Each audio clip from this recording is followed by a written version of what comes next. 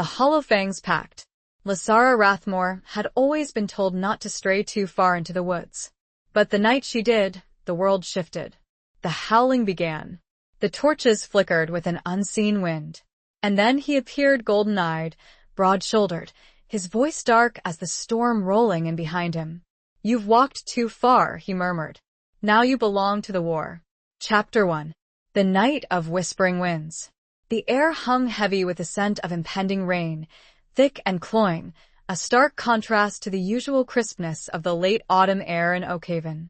Lysara Rathmore, her silver hair braided loosely down her back, a single rebellious strand escaping to frame her still youthful face, adjusted the worn leather satchel slung across her shoulder. At 62, she carried herself with the quiet dignity of a woman who had weathered life's storms and emerged, not unscathed, but unbroken. Tonight, however, a tremor of unease ran beneath her usual composure.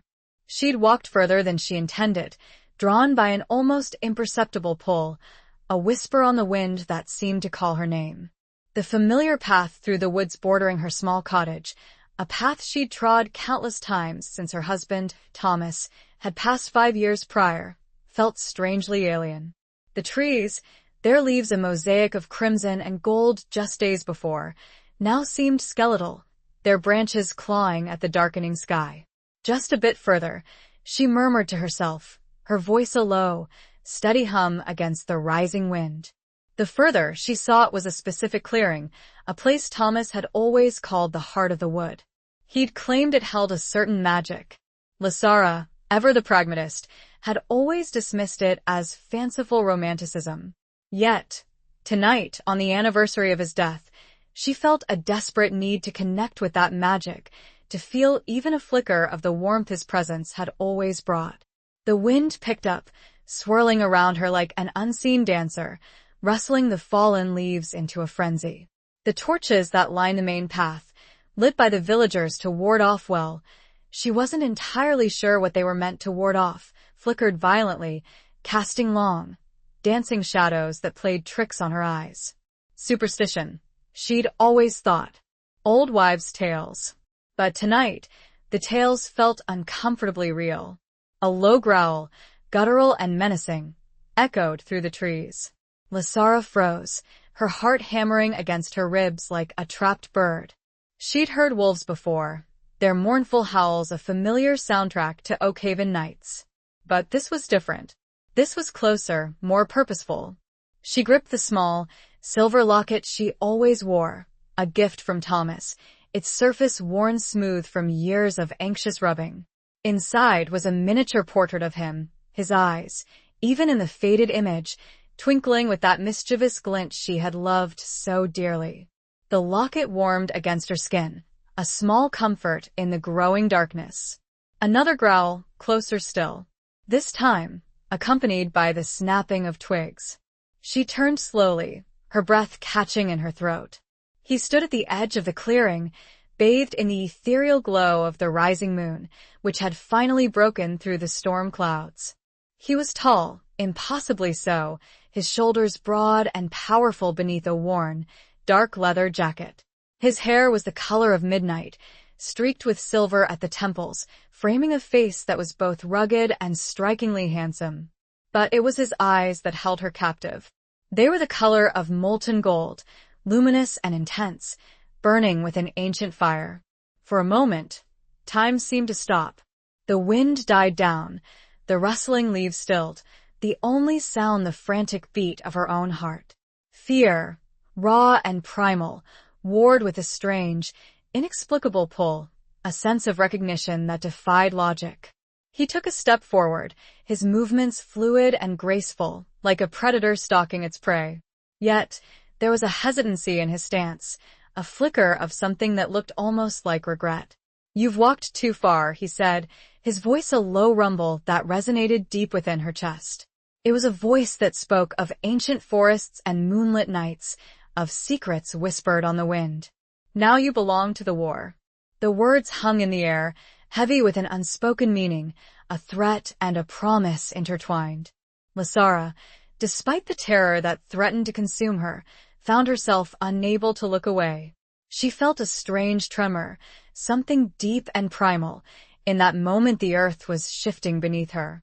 She took an involuntary step back, her hand instinctively reaching for the worn handle of a small, silver-plated dagger she carried hidden in her boot, a gift from her father, a hunter, long ago.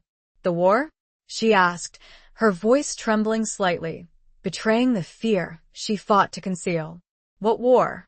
I don't understand." He tilted his head, a flicker of amusement, or was it pity, crossing his features. "The Hollowfangs War," he said, the name rolling off his tongue like a curse. "A war that has raged for centuries, hidden from the eyes of mortals. A war you are now a part of." He gestured around them, to the darkening woods, the flickering torches, the rising moon. "This forest, it's not what you think it is. It's a battleground, a place where the veil between worlds is thin. And you, Lasara Rathmore, have stumbled into the heart of it." Lasara felt a wave of dizziness wash over her. This was madness. Utter madness. She was a widow, a retired librarian, a woman who found solace in the quiet rhythm of her days, in the scent of old books and the warmth of a crackling fire. She was not a warrior. She was not a part of any war. I just wanted to be close to him," she whispered, her voice thick with unshed tears. She clutched the locket tighter, the image of Thomas's face a painful reminder of her loss. To remember. The golden-eyed man's expression softened, a flicker of understanding crossing his face. He took another step closer, close enough that she could smell the scent of him, pine needles, damp earth, and something else, something wild and untamed. "Remembering is a dangerous thing in these woods," he said, his voice gentler now. "Especially on a night like this." He reached out a hand, his fingers long and strong, and for a moment, Lasara thought he was going to touch her. But he hesitated, his hand hovering in the air between them, a silent question hanging in the space. The wind picked up again with rage and determination, as though urging her to flee. She took another step, her foot slipping a little. Chapter 2. Echoes of a Forgotten Pact. Lasara recoiled from his outstretched hand, a shiver tracing its way down her spine. The scent of him, that intoxicating blend of pine and something untamed, was suddenly overwhelming, a stark reminder of the wildness that surrounded her, the wildness that now seemed to emanate from him. She stumbled back, her heel catching on a gnarled root, and nearly fell. He reached out, faster than she thought possible, his hand closing around her arm, steadying her. His touch, instead of the cold shock she expected, was surprisingly warm. A jolt, like static electricity, ran through her, leaving her skin tingling. She looked up at him, her breath caught in her throat, meeting those intense golden eyes. For a fleeting moment, she saw something beyond the predatory intensity, a flicker of vulnerability, a hint of loneliness that mirrored her own. He released her arm almost immediately, as if he, too, had been startled by the contact. The space between them felt charged, thick with unspoken tension. "Careful," he said, his voice rough, his gaze sweeping over the uneven ground. "The forest is not forgiving to those who are unwary." Lasara swallowed, trying to regain her composure. "I should go," she stammered, her voice barely a whisper. "I shouldn't be here." He didn't answer immediately, his gaze fixed on her face, as if searching for something. The moonlight illuminated the sharp angles of his cheekbones, the slight furrow in his brow, the way his jaw clenched almost imperceptibly. He seemed to be battling some internal conflict, a silent war raging within him. "You don't understand," he finally said, his voice low and heavy. "You can't just go. Not anymore." "Why not?" Lasara challenged, her fear giving way to a surge of defiance. She was tired of being afraid, tired of feeling lost and vulnerable. "I'm not a part of your Hollowfangs war. I'm just a woman who lost her way." A sad smile touched his lips, a fleeting expression that made him seem almost human. "Lost, yes," he agreed. "But not in the way you think. You are tied to this place, Lasara Rathmore. Tied to this war. By blood, by history, by a pact made long ago." "A pact?" Lasara repeated, her mind reeling. What pact? I don't know anything about any pact. He sighed, running a hand through his thick, dark hair. The silver streaks at his temples glinted in the moonlight, a reminder of the age and experience that lay hidden beneath his youthful appearance. It's a long story, he said. A story that spans centuries. A story of werewolves, of ancient curses, of a blood feud between two clans, the Hollowfangs and the Silvertails. A story your ancestors were a part of. Lasara stared at him, dumbfounded. Werewolves? Curses? This was the stuff of fairy tales, of the old stories Thomas used to tell her, stories she had always dismissed as folklore. But the look in his golden eyes, the intensity of his gaze, the very air of ancient power that surrounded him, told her that this was no fairy tale. My ancestors? She whispered. But how? He began to pace, his movements restless and agitated. Your lineage, the Rathmore line, is not what you believe it to be. You are descended from a line of protectors. Guardians, if you will, of the balance between the human world and the other world. Your ancestors made a pact with the Silvertails, a pact to protect them from the Hollowfangs, a pact sealed in blood. He stopped pacing and turned to face her, his eyes burning with that intense, golden light. And that pact, he said, his voice dropping to a whisper, has been broken. Lasara felt a chill run through her, despite the warmth of his earlier touch. The broken pact, the ancient war, the werewolves, it was all too much, too fantastical, too terrifying. Yet, deep down, a part of her, a part she hadn't even known existed, felt a stirring, a sense of recognition, as if she were hearing a story she had somehow always known. But what does this have to do with me? She asked, her voice trembling. I'm just Lasara. I'm not a protector. I'm not a warrior. He looked at her, his expression softening again. You may not think you are, he said. But the blood of your ancestors runs strong within you. The power is there, dormant, waiting to be awakened. And the Hollowfangs, they know it. They sense it. A sudden gust of wind whipped through the clearing, extinguishing one of the nearby torches. The shadows deepened, and Lasara felt a surge of fear, a primal instinct to flee. They're coming, he said, his voice urgent. His eyes scanned the surrounding trees, his senses on high alert. We need to go. Now. He held his hand toward her again. This time it shook and quivered. Lasara placed her hand on his. Chapter 3. The Scent of Pine and Blood. His hand closed around hers, firm and reassuring. The warmth was still there, that strange, electric current that seemed to flow between them, but it was now overshadowed by a sense of urgency, a palpable tension that tightened the air. He pulled her gently, urging her to follow him, away from the clearing, deeper into the woods. Where are we going? Lasara asked, her voice breathless as she struggled to keep up with his long strides. The forest floor was uneven, littered with fallen branches and tangled roots, and she stumbled more than once. Each time, he steadied her, his grip tightening on her hand, a silent reassurance in the growing darkness. Somewhere safe, he replied, his voice terse. Somewhere they won't find us. At least, not immediately. He didn't elaborate, and Lasara didn't press him. She trusted him, instinctively, despite the fear that still gnawed at her. It was a strange, inexplicable trust, a feeling that went beyond logic, beyond reason. It was as if some deep, primal part of her recognized him, acknowledged him as something more than just a stranger.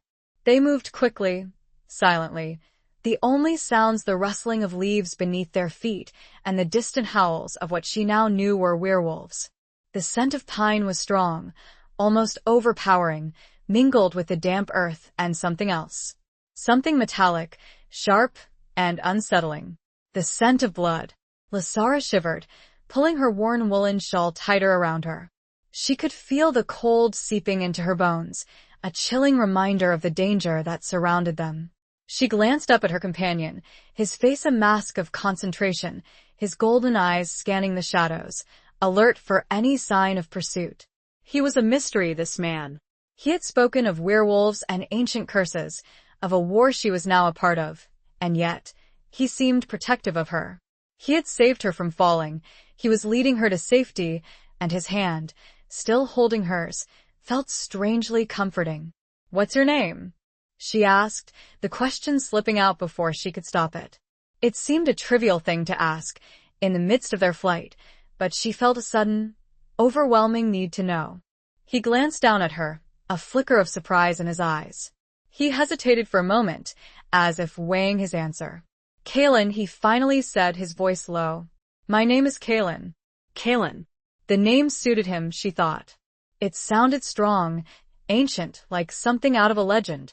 It resonated with the same wild, untamed energy that emanated from him. "Kaylin," she repeated softly, testing the sound of it on her tongue. It felt right. He didn't reply, his attention focused on the path ahead. They continued to move deeper into the woods, the trees growing taller, thicker, their branches interwoven, blocking out most of the moonlight. The darkness was almost complete, broken only by the occasional sliver of silver that filtered through the leaves. Lasara stumbled again, her foot catching on a hidden root. This time, she cried out, a sharp gasp of pain. Kaylin stopped immediately, turning to her with concern. "Are you all right?" he asked, his voice laced with worry. She nodded, wincing. "Just twisted my ankle," she said, trying to keep the pain from her voice. He knelt beside her, his golden eyes searching her face in the dim light. He gently reached out and touched her ankle, his fingers probing the injured joint. Lasara gasped again, this time from the shock of his touch, rather than the pain. His fingers were warm and calloused, yet surprisingly gentle. "It's not broken," he said, his voice reassuring. "But it's badly sprained. You won't be able to walk on it." Lasara felt a wave of despair wash over her. How could she possibly escape? How could she survive this war, if she couldn't even walk? Kaylin seemed to read her thoughts. He stood up, his expression determined. "Don't worry," he said. "I'll carry you." Before she could protest, he scooped her up in his arms, lifting her as if she weighed nothing. She was surprised by his strength, by the ease with which he held her. She instinctively wrapped her arms around his neck, her face buried in the crook of his shoulder. The scent of him was even stronger now, that intoxicating blend of pine and earth and something wild. She could feel the warmth of his body, the steady beat of his heart against her own. For a moment, she forgot her fear, forgot the danger, forgot everything but the feeling of being held, of being protected. He started walking again, his steps sure and steady, despite the added weight. He moved with a grace that was almost inhuman. Lasara closed her eyes, resting her head against his shoulder, letting herself be carried away, both literally and figuratively. She didn't know where he was taking her. She didn't know what the future held, but in that moment, she felt safe. Safe in the arms of a werewolf, a creature she had always believed to be a myth. Safe in the heart of a war she didn't understand. Safe with a man who was both a stranger and somehow, inexplicably, familiar. The howls grew closer, more frantic. The scent of blood was stronger now, mingled with the scent of something else, something feral, something hungry. Kaylin's pace increased. He could feel his heart pounding. The scent of her was driving him to distraction, mixing oddly with fear. Chapter 4. A glimpse behind the veil. The journey through the darkened woods felt timeless. Carried in Kaylin's arms, Lasara was suspended between fear and a strange sense of security. The rhythmic thud of his heart against her ear, the steady rise and fall of his chest, the warmth of his body, all these things lulled her into a state of semi-consciousness, a dreamlike haze where reality blurred with the fantastical. She wasn't sure how long they traveled, but eventually, the dense forest began to thin.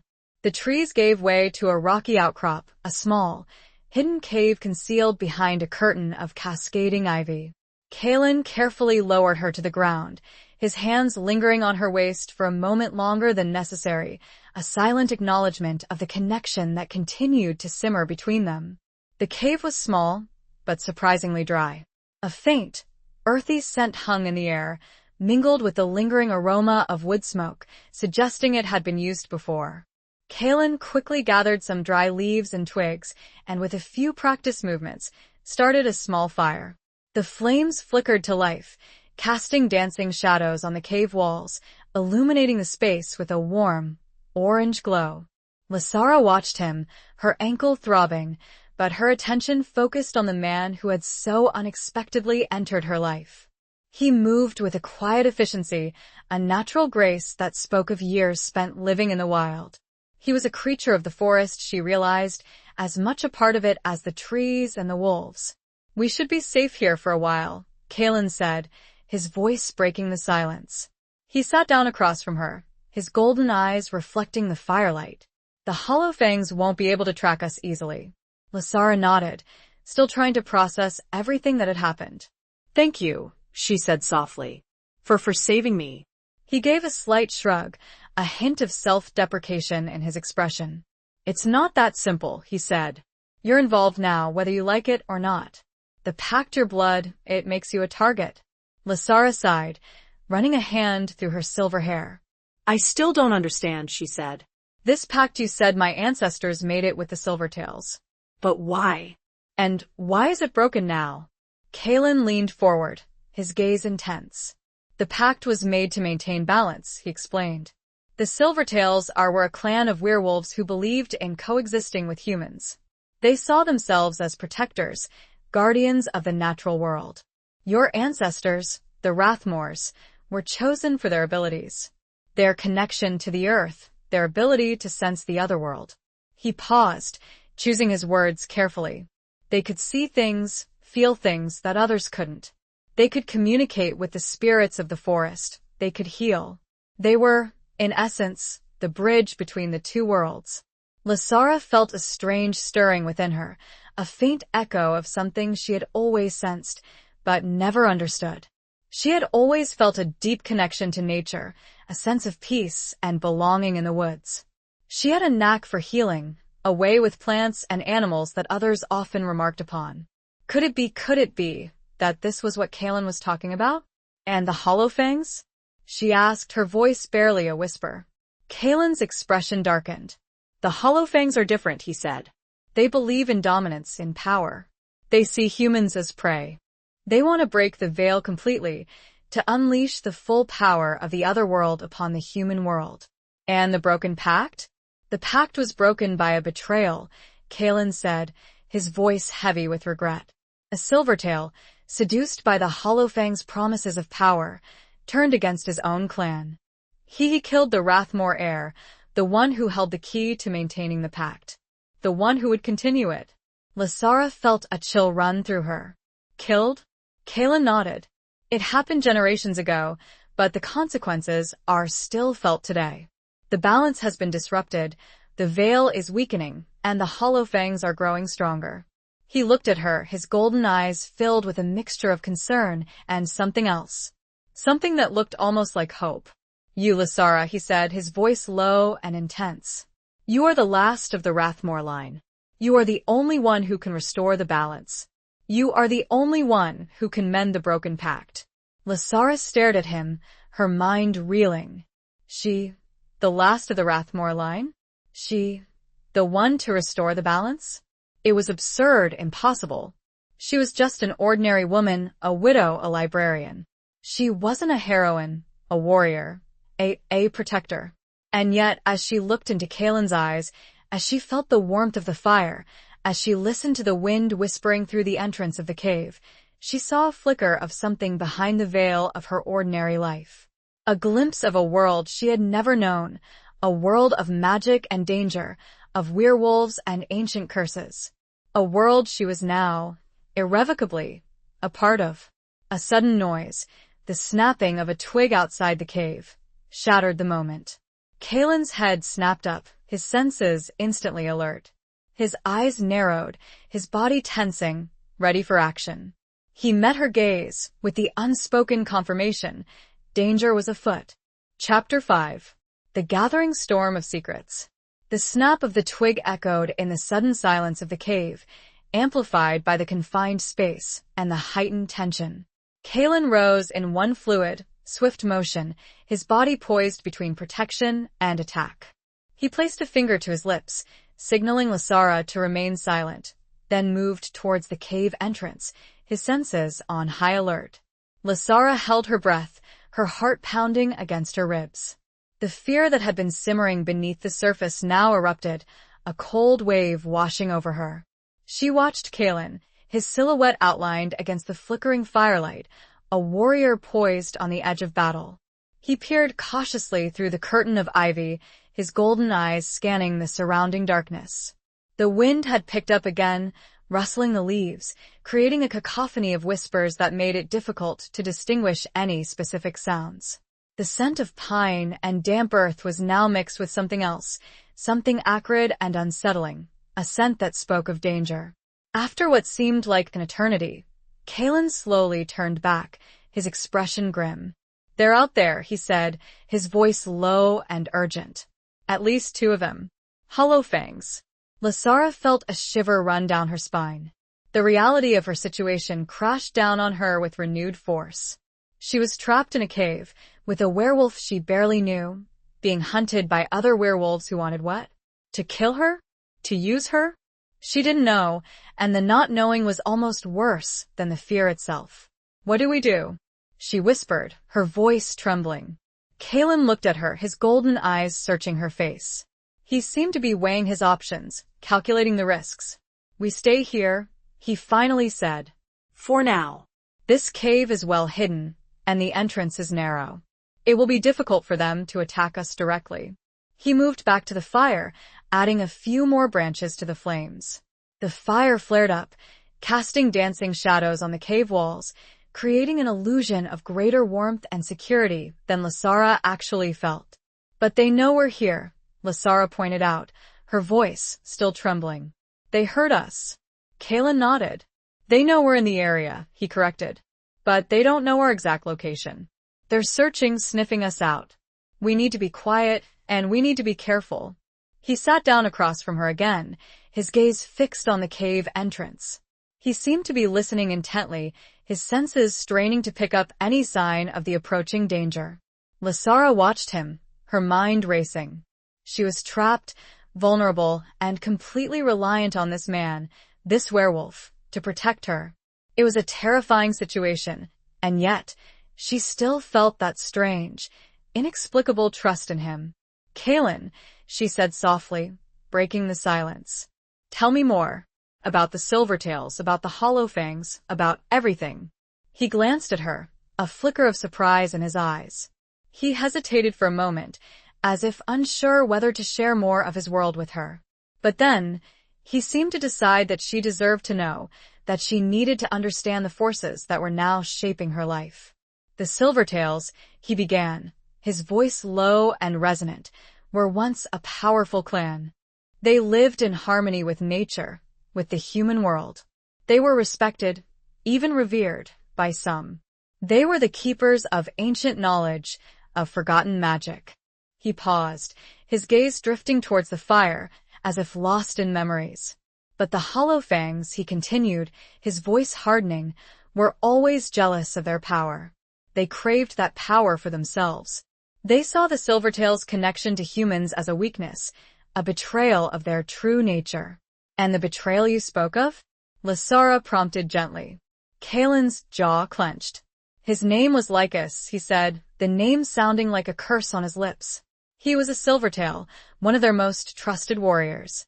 But he was ambitious, he was hungry for power. The Hollowfangs offered him a deal, a chance to become their leader, to rule over both the werewolf and human worlds. And he took it?" Kalen nodded. "He betrayed his clan, he killed the Rathmore heir, and he plunged the 2 clans into war. A war that has been raging ever since, hidden from the eyes of mortals, fought in the shadows, in the forests, in the places where the veil is thin." He looked at her, his golden eyes filled with a mixture of sadness and anger. "The Hollowfangs have been gaining strength ever since," he said. "They've been searching for a way to break the veil completely, to unleash their full power upon the human world. And now they've found you." Lasara felt a cold knot form in her stomach. "Me?" she whispered. "But why me? What makes me so special?" "You are the last of the Rathmore line," Kalen repeated. "You carry the blood of your ancestors, the blood that holds the key to restoring the balance. You have the potential, the power, to mend the broken pact. He paused, his gaze intense. But it's not just your blood, he added. It's something more. Something I can't explain. I can feel it, though. A connection. A resonance. He reached out and touched her hand, his fingers brushing against hers. The familiar jolt of electricity ran through her, a tangible manifestation of that connection he spoke of. It's like we're linked, he said, his voice barely a whisper. Bound together by something ancient, something powerful. Lasara stared at him, her mind reeling. Linked? Bound together? It was all too much, too fantastical, too romantic. And yet, as she looked into his golden eyes, as she felt the warmth of his touch, she couldn't deny the truth of his words. There was something between them, something undeniable, something that transcended the boundaries of logic and reason. A low growl, closer and louder this time, pierced the quiet conversation. Chapter 6. Heartbeats in the Haunted Forest. The growl, raw and menacing, shattered the fragile intimacy that had begun to build between them. Kalen's hand, which had been resting lightly on hers, instantly withdrew. He rose to his feet, his body tensing, his senses on high alert. The golden glow in his eyes intensified, reflecting the flickering firelight, transforming him from a captivating man into a creature of primal power. They're closer, he said, his voice a low, guttural warning. He moved towards the cave entrance, his movements fluid and silent, like a predator stalking its prey. Lasara's heart hammered against her ribs, a frantic drumbeat against the silence. She could feel the fear rising within her, a cold wave threatening to engulf her. She wanted to run, to hide, to disappear, but she was trapped, her injured ankle rendering her immobile. She watched Kalen, her gaze fixed on his broad back, on the way his muscles rippled beneath his worn leather jacket, on the way he held himself, poised and ready for battle. He was her protector, her only hope, and yet, he was also a werewolf, a creature of myth and legend, a creature she should, by all rights, fear. But she didn't fear him. Not anymore. She trusted him, instinctively, inexplicably. She felt a connection to him, a bond that defied logic, that transcended the boundaries of their different worlds. He peered cautiously through the curtain of ivy, his golden eyes scanning the surrounding darkness. The wind howled outside, whipping the trees into a frenzy, creating a cacophony of sounds that masked any telltale noises. The scent of pine and damp earth was now overpowered by the acrid stench of the Hollowfangs, a scent that made Lasara's stomach churn. After what seemed like an eternity, Kalen turned back, his expression grim. They're circling, he said, his voice low. Trying to find a way in. There are more than two now. I can sense at least 4. 4. Lasara's blood ran cold. For werewolves, hunting them, seeking to what? She didn't want to think about it. What do we do? She whispered, her voice trembling. Kalen looked at her, his golden eyes filled with a mixture of determination and something else. Something that looked almost like tenderness. We fight, he said, his voice firm. We have to. We have no other choice. He moved back to the fire, picking up a thick, sturdy branch that he had placed there earlier. He tested its weight, its balance, his movements practiced and efficient. It was a crude weapon, but in his hands, it looked deadly. Stay here, he said, his voice commanding. Stay hidden. And whatever happens, don't come out.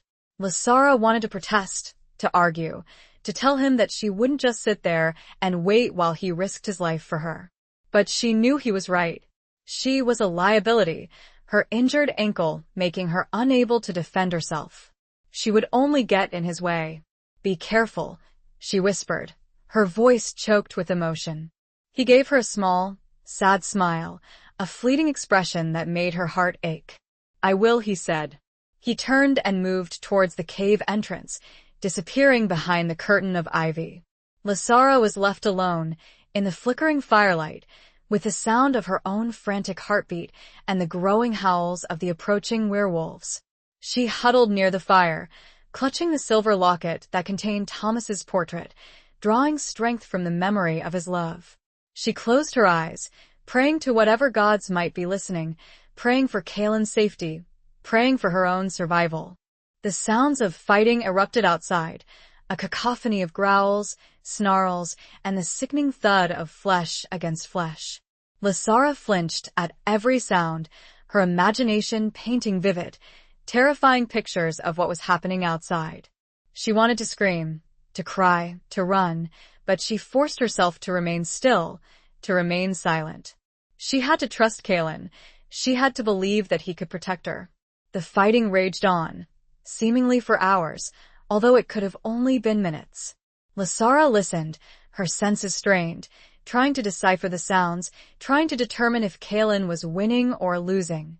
Then, suddenly, silence. A deafening, terrifying silence. Lasara held her breath, her heart pounding so loudly she thought it would burst. She waited, her body trembling, her mind filled with dread. Had he won? Had he been defeated? Was he alive? Was he dead? She didn't know. And the not knowing was almost unbearable. She waited and waited and waited. The silence stretched on, broken only by the crackling of the fire and the whisper of the wind. Finally, she could stand it no longer. She had to know. She had to see.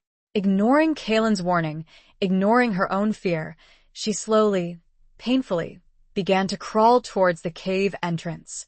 Her ankle throbbed with every movement, but she pushed through the pain, driven by a desperate need to know what had happened. She reached the curtain of ivy, her hands trembling as she reached out to push it aside. She took a deep breath, steeling herself for whatever she might find. And then she saw him.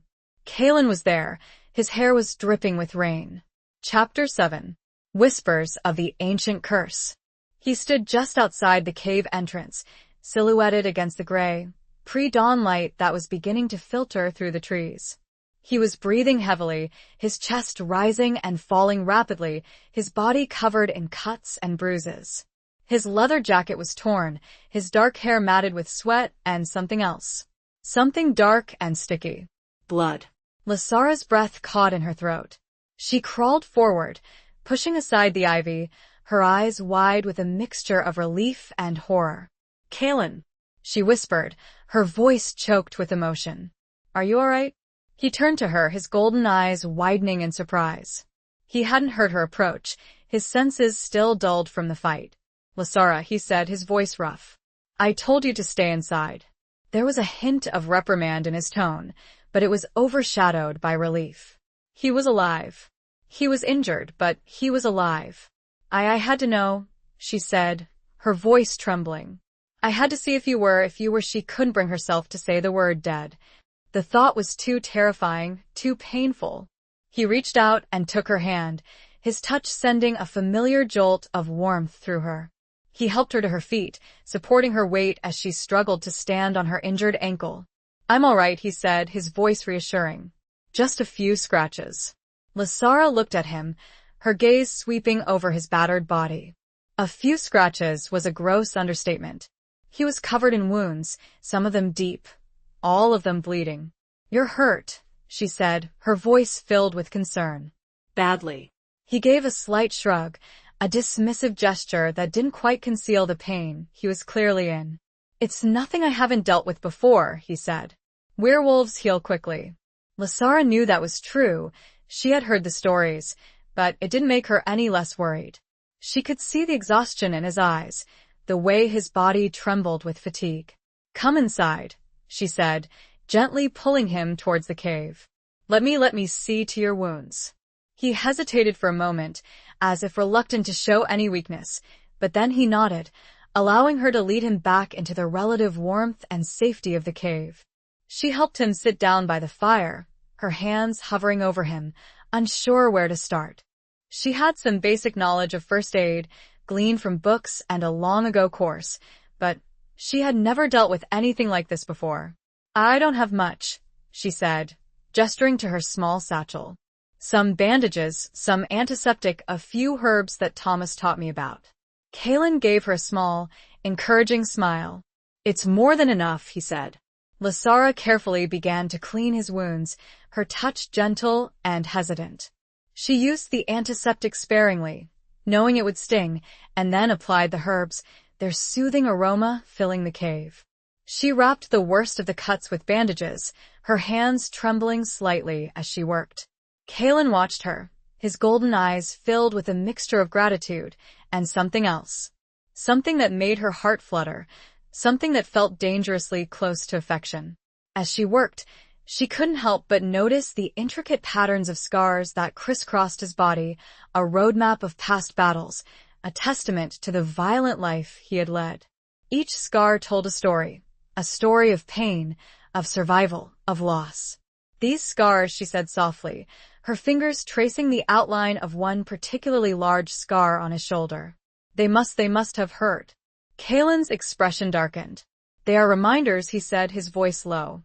Reminders of the war, of the curse, of everything I've lost. The curse? Lasara asked, her brow furrowing. You mentioned a curse before. What curse? He sighed, leaning back against the cave wall, his gaze drifting towards the fire. It's an ancient curse, he explained. A curse placed upon the Hollowfangs generations ago by a powerful sorceress, a woman who was wronged by them. Wronged? How? They killed her family, Kalen said, his voice filled with bitterness. They slaughtered them, in cold blood, for their power. She retaliated, using her magic to curse them, to bind them to their wolf form, to make them slaves to their own rage and bloodlust. And the Silvertails, are they cursed too? Kalen shook his head. No, he said. The Silvertails were spared. They were allies of the sorceress. They helped her, they protected her. But the curse had affected them too. It weakened them. It made them vulnerable. And that's why the Hollowfangs are winning? Kalen nodded. The curse is their strength and their weakness, he said. It makes them powerful, but it also makes them unstable. They are driven by their rage, by their hunger, by their need to dominate. And they will stop at nothing to achieve their goals. He looked at her, his golden eyes filled with a profound sadness. And their goal, now, he said, his voice barely a whisper, is to break the veil completely. To unleash the full power of the other world upon the human world. To turn this world into their hunting ground. Lasara felt a chill run through her. The stakes were higher than she had ever imagined. It wasn't just about her survival. It wasn't just about the war between two werewolf clans. It was about the fate of the entire world. A sudden thought struck her. The sorceress, she said. The one who cursed the Hollowfangs, was she a Rathmore? Kalen looked at her, his eyes widening slightly. He hadn't told her that, he hadn't even hinted at it. But somehow she had known. He looked at her with a newfound respect. Yes, he said, his voice low. She was. He stared at her, as if trying to see right through her. Chapter 8. The Unveiling of Hollowfang. The revelation hung in the air, heavy and profound, like the silence before a storm. Lasara felt a strange sense of connection to this long-dead sorceress, this ancestor she had never known, but whose blood now flowed through her veins. It was a connection that both frightened and empowered her. So, I'm not just descended from protectors, she said, her voice barely a whisper. I'm also descended from a curse maker. Kalen nodded, his golden eyes searching her face, as if trying to gauge her reaction. It's not that simple, he said. She did what she had to do. She was protecting her people, protecting the world from the Hollowfangs' darkness. But a curse, Lasara said, her voice trembling slightly. It's such a dark thing. Magic is neither light nor dark, Kalen said, his voice firm. It's how you use it that matters. The sorceress, she used her magic to defend, to protect. The Hollowfangs, they use it to destroy, to dominate. He reached out and took her hand, his touch sending a familiar jolt of warmth through her. You are not her, he said, his voice gentle. You have a choice. You can choose to use your power for good, to restore the balance, to mend the broken pact. Lasara looked at him, her heart filled with a mixture of doubt and determination. Could she really do it?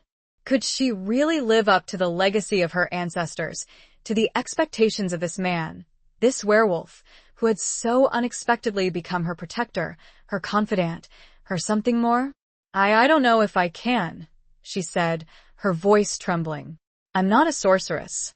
I'm not a warrior. Kaelin smiled, a small, encouraging smile that made her heart flutter. You are stronger than you think, he said. You have the blood of the Rathmores, the power of the earth, the connection to the otherworld. And you have me. He squeezed her hand, his touch sending a wave of warmth through her, a warmth that chased away the chill of fear. I will help you, he said. I will teach you. I will guide you. I will protect you. We will face this together. Lysara looked into his golden eyes, and for the first time since that fateful night in the woods, she felt a glimmer of hope. She wasn't alone. She had Kaelin, and together they might just have a chance. A sudden noise, a low growl, coming from deeper within the cave, shattered the moment. Kaelin's head snapped up, his senses instantly alert. His eyes narrowed, his body tensing, ready for action. What is it?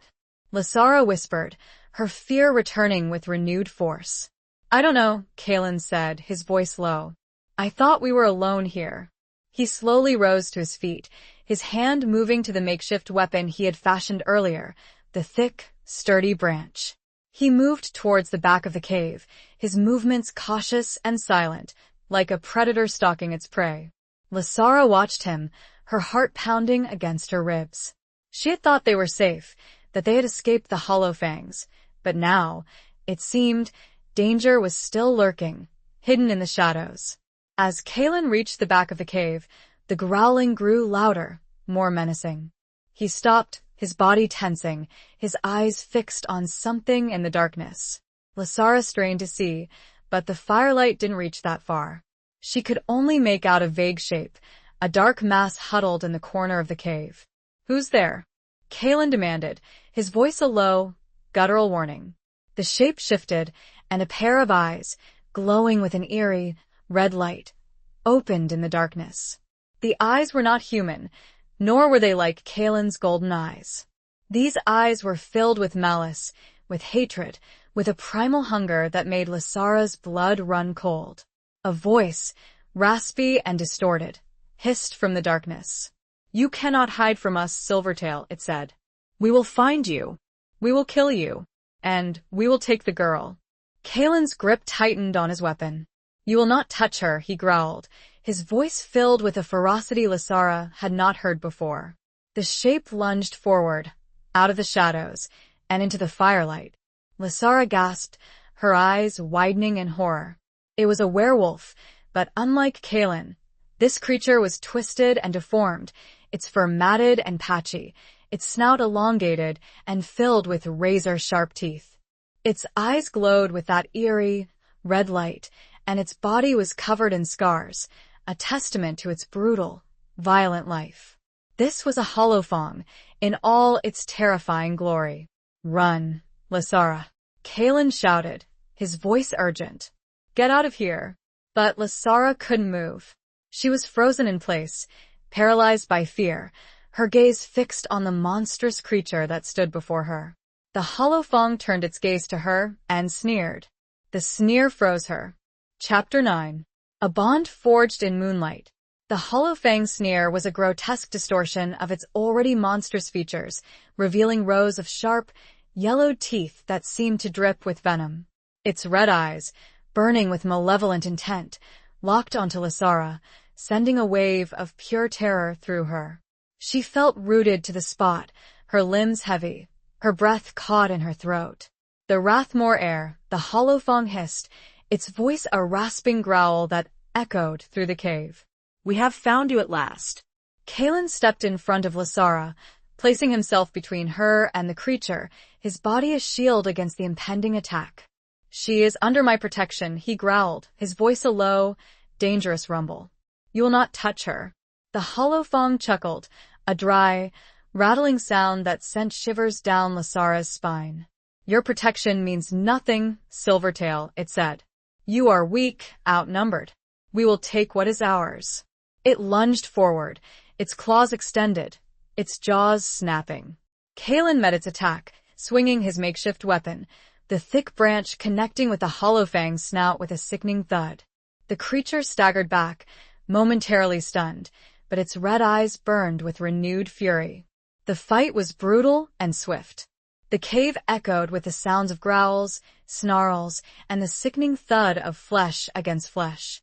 Kalen fought with the ferocity of a cornered wolf, his movements fluid and powerful, but the Hollowfang was larger, stronger, and fueled by a centuries-old hatred. Lasara watched in horror, her heart pounding against her ribs, her mind screaming at her to run, to escape, but she couldn't move. She was transfixed by the battle, by the sight of Kalen risking his life to protect her. She saw him take a blow to the shoulder, his body twisting with pain, but he fought on, his golden eyes burning with determination. She saw him land a blow to the Hollowfang's flank, drawing a yelp of pain, but the creature retaliated, its claws raking across his chest, leaving deep, bloody gashes. Lasara felt a surge of adrenaline, a desperate need to help, to do something, anything, to save him. She looked around frantically, searching for a weapon, for anything she could use to defend herself, to defend Kalen. Her gaze fell upon a sharp, jagged rock lying near the fire. It was small, but it was better than nothing. She crawled towards it, her injured ankle throbbing with pain, but she ignored it, her focus solely on reaching the rock. Just as she reached it, the Hollowfang knocked Kalen to the ground, pinning him beneath its massive body. The creature raised its claws, ready to deliver the final blow. No! Lasara screamed, her voice filled with a raw, primal power she hadn't known she possessed. She lunged forward, grabbing the rock, and slammed it against the Hollowfang's head with all her might. The creature howled in pain, its grip on Kalen loosening. Kalen seized the opportunity, shoving the Hollowfang off him, and scrambling to his feet. The Hollowfang turned its attention to Lasara, its red eyes burning with rage. It snarled, its jaws snapping, and advanced towards her. Lasara stood her ground, her body trembling, but her grip on the rock firm. She was terrified, but she was also determined. She would not let this creature hurt Kalen. She would not let it win. Just as the Hollowfang was about to pounce, a blinding light filled the cave. The moonlight, which had been obscured by clouds, suddenly broke through, streaming through the cave entrance, bathing the scene in an ethereal glow. The Hollowfang recoiled, shielding its eyes from the sudden brightness. It hissed, its body trembling, its red eyes dimming. Kalen seized the moment. He lunged forward, tackling the Hollowfang, and wrestling it towards the cave entrance, towards the moonlight. The Hollowfang struggled, its claws raking at Kalen's back, but he held on, his grip like iron. He pushed the creature further and further into the moonlight, and as he did, the Hollowfang began to weaken, its movements becoming sluggish, its growls turning into whimpers. Finally, with a desperate shove, Kalen pushed the Hollowfang out of the cave, into the full glare of the moon. The creature shrieked, a high-pitched, agonizing sound, and then it dissolved. It simply vanished, as if it had never been there, leaving behind only the lingering scent of sulfur and the echo of its dying scream. Kalen stood at the cave entrance, silhouetted against the moonlight, his body trembling with exhaustion and pain.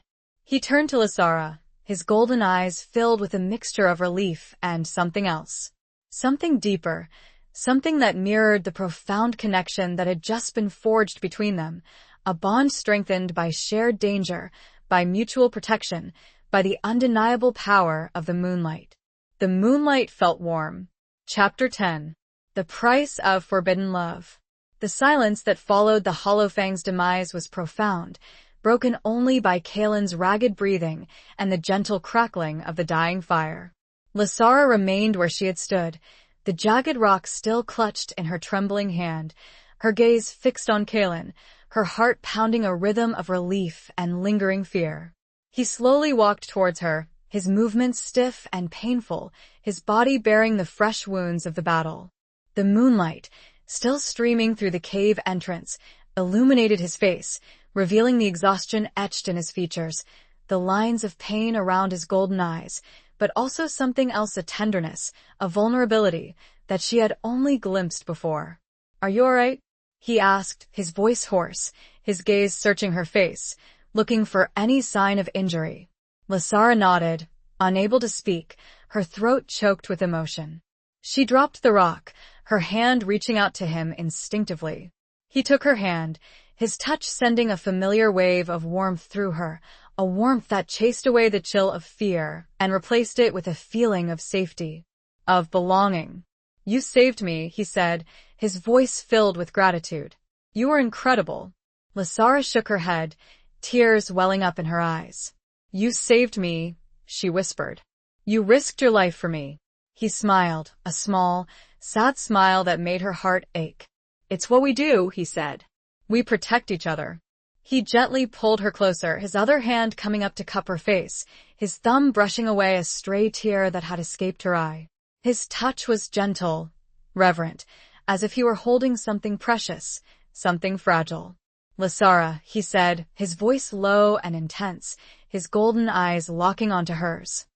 He hesitated, his gaze searching her face, as if looking for permission, for encouragement, for something. And then, he leaned in and kissed her. It was a gentle kiss, a tentative exploration, a hesitant offering of something deeper, something that had been simmering between them since that first night in the woods. It was a kiss that spoke of shared danger, of mutual respect, of a connection that defied logic, that transcended the boundaries of their different worlds. Lasara responded instinctively, her arms wrapping around his neck, her fingers tangling in his dark, matted hair. She returned the kiss, tentatively at first, and then with growing passion, pouring all her fear, all her gratitude, all her burgeoning affection into the embrace. The kiss deepened, becoming more urgent, more demanding. It was a kiss that spoke of forbidden desires, of a love that was both inevitable and impossible. A love between a human woman and a werewolf, a love caught in the crossfire of an ancient war, a love that could cost them everything.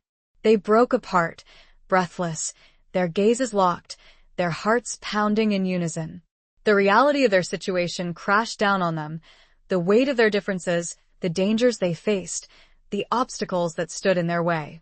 "Kaelin," Lasara whispered, her voice trembling. This is dangerous," he finished for her, his voice heavy with regret. "Forbidden." "Impossible." "But it feels right," she said, her voice barely a whisper. He nodded, his golden eyes filled with a mixture of longing and despair. "It does," he agreed. "But it can't be." "Not now. Not yet." He stepped back, breaking the embrace, creating a physical distance that mirrored the emotional chasm that still separated them. "The war," he said, his voice hardening. "The Hollowfangs, they won't stop. They'll keep coming. And they'll use our connection to get to me. To get to the Silvertails." Lasara felt a chill run through her. She knew he was right. Their love, their connection, was a weakness, a vulnerability that their enemies would exploit. "What do we do?" she asked, her voice filled with despair. Kaelin looked at her, his expression resolute. "We fight," he said. "We protect each other. We restore the balance. And then maybe we can think about us." He reached out and took her hand again, his touch firm and reassuring. "But for now," he said, "we need to be careful. We need to be strong. We need to be apart." Lasara nodded, her heart aching with the bittersweet pain of a love that was both a blessing and a curse. She knew he was right. They had a war to fight, a world to save. And their love, their forbidden love, would have to wait. Or perhaps it would have to be a strength in their plight. It was a gamble. The first rays of dawn peeked over them. The light felt unwelcome and far too revealing. Chapter 11. Shadows of the Past Unveiled. The dawn brought with it a cold, harsh light, illuminating the cave and the grim reality of their situation. The intimacy of the previous night felt like a distant dream, a fragile bubble that had burst with the rising sun. Kaelin had moved away from Lasara, creating a physical distance that mirrored the emotional wall he was carefully constructing between them. He busied himself with gathering their meager belongings, his movements brisk and efficient, his expression carefully neutral. Lasara watched him, her heart aching with the unspoken words, the unfulfilled desires, the uncertain future that lay ahead. "We need to leave," he said, his voice devoid of the tenderness it had held just hours before. "The Hollowfangs will be searching for us. We need to find a safer place." Lasara nodded, her throat tight with emotion. She knew he was right, but it didn't make it any easier. She wanted to reach out to him, to bridge the gap that had opened up between them, but she held back, respecting his need for distance, his need to focus on the task at hand. They left the cave, stepping out into the crisp morning air.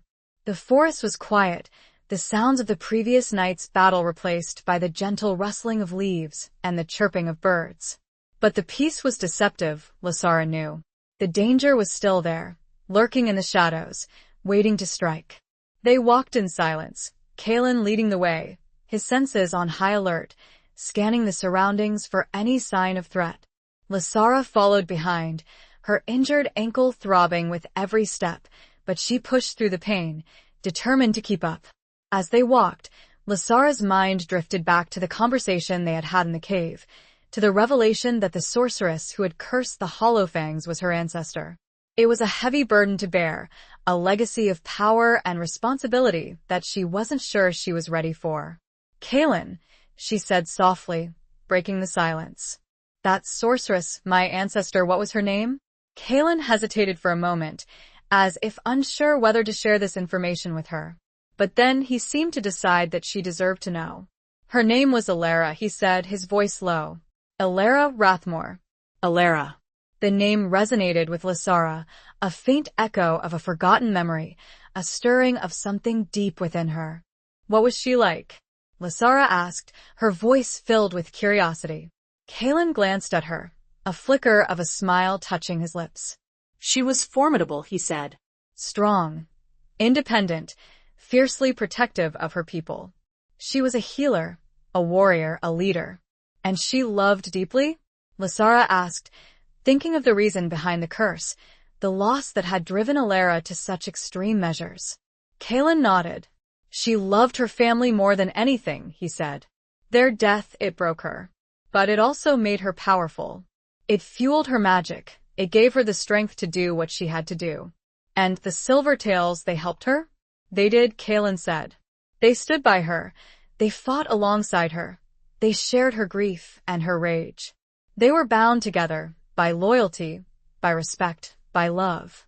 He paused, his gaze meeting hers, a hint of that forbidden longing flickering in his golden eyes. "It was a different kind of love," he said softly. "A love born of shared purpose, of mutual understanding, of a deep connection to the earth, to the other world." Lasara understood. It was the same kind of love she felt for Kalen, a love that transcended the boundaries of their different species, a love that was both a source of strength and a potential weakness. They continued walking, the silence between them no longer uncomfortable, but filled with a shared understanding, a mutual respect. They were two souls, caught in the crossfire of an ancient war, bound together by a destiny they were only beginning to understand. As they reached a small, clear stream, Kalen stopped. "We'll rest here for a while," he said. "We need to replenish our supplies, and you need to rest your ankle." Lasara gratefully sank down onto a mossy bank, leaning back against a tree. Kalen knelt by the stream, filling a water skin, his movements graceful and efficient. As he worked, Lasara studied him, her gaze tracing the lines of his face, the strong curve of his jaw, the way his dark hair fell across his forehead. He was beautiful, she realized, not just in a physical sense, but in the way he carried himself, in the way he fought, in the way he protected those he cared for. He caught her looking at him, and their eyes met. For a moment, the wall between them crumbled, and she saw the raw emotion in his golden eyes, the longing, the desire, the love. He quickly looked away, breaking the connection, the wall rebuilding itself, stronger than before. "We need to talk," he said, his voice serious. "About the pact, about your power, about what we need to do." Lasara nodded, bracing herself for what was to come. The shadows of the past had been unveiled, but the shadows of the future were still looming, dark and uncertain. The stream gurgled loudly in the newfound silence. Chapter 12. The Council of Shifting Sands. The stream gurgled a counterpoint to the gravity of their conversation, its gentle music a stark contrast to the weight of the decisions they faced. Lasara sat with her back against the ancient oak, its rough bark a tangible reminder of the enduring power of nature, a power she was only beginning to understand, to tap into. Kalen sat across from her, his posture tense, his golden eyes reflecting the dappled sunlight filtering through the leaves. He had laid out a small, worn map on the ground between them, a map that depicted not the familiar landmarks of Oakhaven, but a hidden world, a world of ley lines, of ancient forests, of places where the veil between the human and the supernatural was thin. The pact, he began, his voice low and serious, is not just a verbal agreement. It's a binding of energies, a weaving together of the human and the werewolf worlds. It's maintained by a conduit, a focal point of power. And that conduit is me? Lasara asked, her voice barely a whisper. Kalen nodded. You are the descendant of Alara, the last of the Rathmore line. You carry the potential, the power, to restore the balance, to re-establish the connection. But how? Lasara asked, her mind reeling. I don't know anything about magic, about any of this. Kalen reached out and pointed to a specific location on the map, a place marked with a symbol that looked like a stylized wolf's head. The Hollowfang, he said. It's an ancient stronghold, a place of power for the Hollowfangs. It's also where the original pact was made, centuries ago. And we need to go there? Lasara asked, her heart sinking. The thought of confronting the Hollowfangs in their own territory was terrifying. Not immediately, Kalen said. We need to prepare. We need allies. We need guidance. He pointed to another location on the map, a place marked with a symbol that looked like a silver crescent moon. The Council of the Shifting Sands, he said. It's a gathering of others. Werewolves, witches, other beings who are aware of the other world. They are not all Silvertails, but they are all opposed to the Hollowfangs' dominance. And you think they'll help us? Kalen hesitated. They are unpredictable, he said. They have their own agendas, their own rivalries. But they also understand the danger the Hollowfangs pose. They know that if the veil breaks completely, it will affect everyone, not just humans. So, we need to convince them, Lasara said, her voice filled with a mixture of trepidation and determination. We need to show them that we have a chance, Kalen said. That we can restore the balance. That you can wield the power of your ancestors. He looked at her, his golden eyes searching her face. It won't be easy, he said. They will test you, challenge you, push you to your limits. They will want to see if you are worthy, if you are strong enough. Lasara felt a surge of fear, but she also felt a flicker of excitement, a sense of purpose. She was no longer just Lasara Rathmore, the widowed librarian. She was a descendant of a powerful sorceress, a key player in an ancient war, a woman with the potential to save the world. I'm ready, she said, her voice firm, her gaze meeting his. I may not know what I'm doing, but I'm willing to learn. I'm willing to fight. Kalen smiled, a genuine smile that reached his eyes, a smile that made her heart flutter. I know you are, he said. And I'll be with you, every step of the way. He reached out and took her hand, his touch sending a familiar jolt of warmth through her. It was a gesture of support, of reassurance, but it was also a reminder of the forbidden love that simmered between them, a love that they had to keep hidden, a love that could be their greatest strength or their ultimate downfall. The council meets in 3 days, Kalen said, his voice returning to its serious tone. We need to reach them before then. It's a long journey, and a dangerous one. We'll have to travel through Hollowfang territory, avoid their patrols, and trust no one.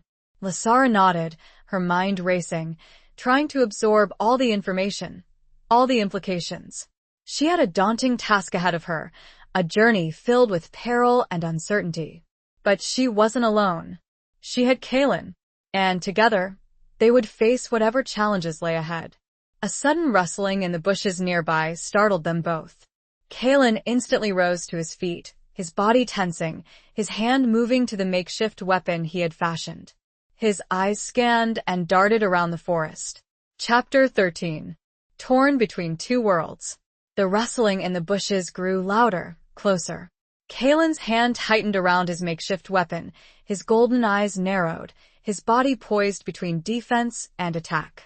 Lysara held her breath, her heart pounding against her ribs, her gaze fixed on the spot where the sound was coming from. It could be anything, she knew. A wild animal, a stray dog, even a Hollowfang patrol. The thought sent a shiver down her spine. Then, a figure emerged from the undergrowth, and Lysara's breath caught in her throat. It wasn't a Hollowfang. It was a woman. She was tall and slender, with long, flowing black hair that cascaded down her back like a silken waterfall. Her skin was pale, almost translucent, and her eyes were the color of amethyst, deep and mysterious, filled with an ancient wisdom. She wore a long, flowing dress of deep green, the color of the forest, and she carried herself with a regal grace, an air of authority that commanded respect. Kalen relaxed slightly, but his guard remained up. He recognized the woman, but he didn't trust her. Not completely. "Alara," he said, his voice neutral, acknowledging her presence, but not offering any warmth. Lysara's eyes widened. Alara? But that wasn't possible. Alara was her ancestor, the sorceress who had cursed the Hollowfangs centuries ago. She was supposed to be dead. The woman smiled, a slow, enigmatic smile that didn't quite reach her eyes. "Not quite, Kalen," she said, her voice a melodic whisper that seemed to caress the air. "But close." She turned her gaze to Lysara, her amethyst eyes studying her with an intensity that made Lysara feel both exposed and understood. "You are Lysara," she said, her voice filled with a mixture of curiosity and recognition. "The descendant." The heir. Lysara nodded, unable to speak, her mind reeling. This woman, she looked so much like the image she had conjured in her mind, the image of her powerful ancestor. But it couldn't be her. Could it? "I am a guardian," the woman explained. "A protector of the Rathmore line. I've been watching over you, waiting for the time when you would be needed." "But how?" Lysara stammered. "How is this possible?" The woman the guardian smiled again. "Magic," she said simply. "Ancient magic. A connection to the earth, to the other world, that allows me to linger." "To guide." "To protect." She stepped closer to Lysara, her amethyst eyes locking onto hers. "You have a great power within you, Lysara," she said. "A power that is both a gift and a burden. A power that you must learn to control, to wield, to use for the good of all." Lysara felt a surge of emotion, a mixture of fear, excitement, and responsibility. She was the heir, the descendant, the one who had to restore the balance, to mend the broken pact. But she was also just Lysara, a woman torn between two worlds, a woman who had stumbled into a war she didn't understand, a woman who was falling in love with a werewolf she couldn't have. "I don't know if I can do it," she said, her voice trembling. The guardian placed a gentle hand on her arm, her touch surprisingly warm and comforting. "You can," she said. "You are stronger than you think. You have the blood of Alara within you, the spirit of the Rathmores, the connection to the earth. And you have Kalen." She glanced at Kalen, her amethyst eyes softening slightly. "He will help you," she said. "He will guide you. He will protect you. But ultimately, it is up to you. You must choose your path. You must decide your destiny." Lysara looked at Kalen, her heart aching with the unspoken words, the forbidden desires, the uncertain future that lay ahead. She saw the love in his golden eyes, the loyalty, the determination, but she also saw the doubt, the fear, the knowledge that their love could be their undoing. She was torn between two worlds, the human world and the supernatural world, the world of logic and reason, and the world of magic and myth. She was torn between her duty, her responsibility to her ancestors, to the pact, to the world, and her love for Kalen, a love that was both a source of strength and a potential weakness. The guardian stepped back, her gaze sweeping over both of them. "The council awaits," she said. "You must go. You must prepare." And you must choose. She turned and disappeared back into the undergrowth, as silently and mysteriously as she had appeared, leaving Lasara and Kaelin standing there alone, facing the daunting task ahead, the difficult choices they had to make, the uncertain future that stretched before them. Kaelin looked conflicted. He had a secret. Chapter 14. The Ritual of Broken Chains. Kaelin's conflicted expression was a storm brewing beneath a calm surface. The encounter with the Guardian, the reminder of their responsibilities, and the looming presence of the Council had stirred something within him, a secret he had been carrying, a burden he had borne alone for far too long. Lasara sensed his unease, the subtle shift in his demeanor, the way his golden eyes seemed to cloud over with a mixture of apprehension and guilt. "Kaelin," she said softly, reaching out to touch his arm. "What is it? What's wrong?" He hesitated, his jaw clenching, his gaze avoiding hers. He opened his mouth to speak, then closed it again, the words seemingly caught in his throat. The silence stretched between them, thick with unspoken tension. Finally, he took a deep breath, steeling himself, and met her gaze. "There's something you need to know," he said, his voice low and heavy. "Something about me, about my past, about the Silvertails." Lasara's heart pounded against her ribs. She had known, instinctively, that Kaelin was hiding something, that there were depths to his story that she had not yet plumbed. But the gravity in his voice, the pain in his eyes, told her that this was no minor secret. This was something that could change everything. "Tell me," she said, her voice firm, her gaze unwavering. "Whatever it is, I need to know." He led her to a nearby fallen log, and they sat down, the silence of the forest pressing in around them. He stared at his hands, his fingers clenched tightly together, as if he were trying to hold himself together, to prevent himself from shattering into a million pieces. "I told you that the Silvertails believed in coexisting with humans," he began, his voice rough. "That they saw themselves as protectors, guardians of the balance." Lasara nodded, remembering his earlier words, the pride with which he had spoken of his clan. "That's mostly true," he continued, his voice faltering. "But there's more to the story. There's a darker side to the Silvertails. A secret that has been kept hidden for generations." He paused, taking another deep breath, his gaze lifting to meet hers. "The Silvertails, they weren't always peaceful," he said. "Centuries ago, before the pact with the Rathmores, they were different. They were more like the Hollowfangs." Lasara's eyes widened in surprise. "What do you mean?" she asked, her voice barely a whisper. "They were wilder," Kaelin explained. "More aggressive. They still believed in protecting the balance, but they did it through force. Through domination. They saw themselves as superior to humans, as rulers, not protectors." He paused to watch her reaction, bracing. "And what changed?" Lasara asked, her mind racing, trying to reconcile this new information with the image she had of Kaelin, of the Silvertails. "Alara," he said, his voice filled with a mixture of reverence and regret. "She changed them. She showed them a different way. She taught them the importance of balance, of harmony, of respect for all living things. She tamed them, but not completely?" Lasara guessed, seeing the pain in his eyes, the guilt that seemed to weigh him down. Kaelin shook his head. "Not completely," he admitted. "The wildness, it's still there. Buried deep, suppressed, controlled. But it's always there, lurking beneath the surface, waiting for a chance to break free." He looked at her, his golden eyes filled with a desperate plea for understanding. "That's why I'm so afraid," he said, his voice trembling. "Afraid of losing control, of becoming like them, like the Hollowfangs." Lasara reached out and took his hand, her touch gentle and reassuring. "You're not like them," she said, her voice firm.